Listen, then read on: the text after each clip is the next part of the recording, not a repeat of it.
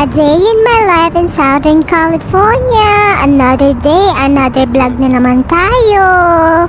Saturday ngayon dito sa amin. Walang pasok ang aking apam, ang aking jusawa. So kakain kami sa labas.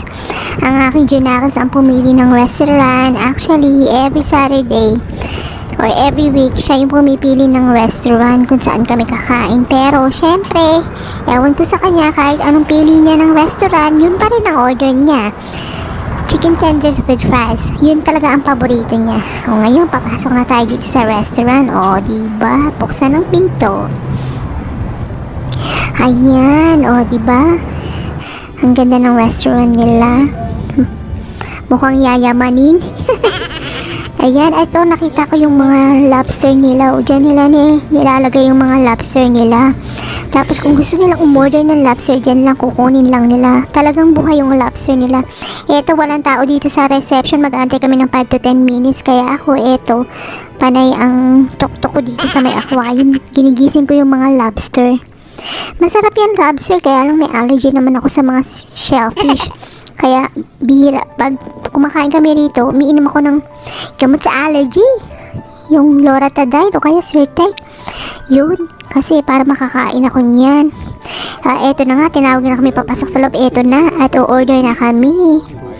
Ayan, pinipili ko. Puro shellfish. So, pero, nag-order naman ako dyan. Ang in-order ko nga pasta. Kaya lang, wala naman silang chicken. Kasi nga, seafood siya. Seafood restaurant siya. Ang nilagay nila ay shrimp. Pero gagawin ko, kasi nga gusto ko yung pasta nila, yung fettuccine, itatabi ko na lang yung shrimp sa gilid. Ayan o, ang dami nilang, marami kang pagpipilian dyan. Pili ng pili, kung anong kakainin. Order na kayo. Ayan, iba't ibang klase. O eto, meron silang parang appetizer, meron silang tinapay.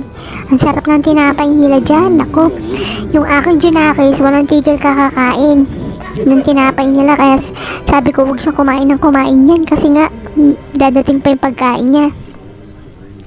Ayan o, titignan namin yung dessert. Pero sana hindi pa mabusog. O eto na nga, eto na ang aking in-order. Ayan o, diba? Shrimp fettuccine.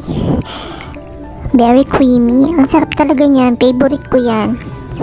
Isang hipon lang ang kinain ko dyan kasi natatakot ako mag-break out na naman yung skin ko kasi nga may allergy. Ewan ko ba kung bakit price ang in-order ko dyan na katabi. Dapat broccoli para healthy. Wala lang. Parang nalito na kasi ako sa mga side dyan.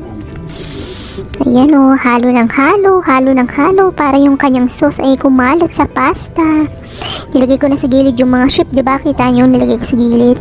Ayan ang aking asawa naman, fish and fries. Parang fish and chips yata yung in-order niya dyan. Fish and chips. And then, ayan o, sinasabi ko sa inyo, ayan ang aking anak. Chicken tenders and fries. Kinain niya na nga Nahuli na ako sa pag-video sa kanya. Sarap na sarap siya dyan habang nanonood kain ng kain. Ayan naman yung masarap na biscuit nila, yung Red Lobster biscuit. Ang sarap talaga niyan. Pangalawang batch na yan, ibigyan kami uli kasi naubos ng anak ko O di ayan, halo lang halo. Syempre, ang unang subo ay para sa inyo. Yummy! Kain tayo. Kain lang. Masarap na pasta. Ang sarap talaga ng pasta nila. Sinabi ko, pwede. Ayan yung natira. Hindi ko naubos dahil sa dami nga ng pasta.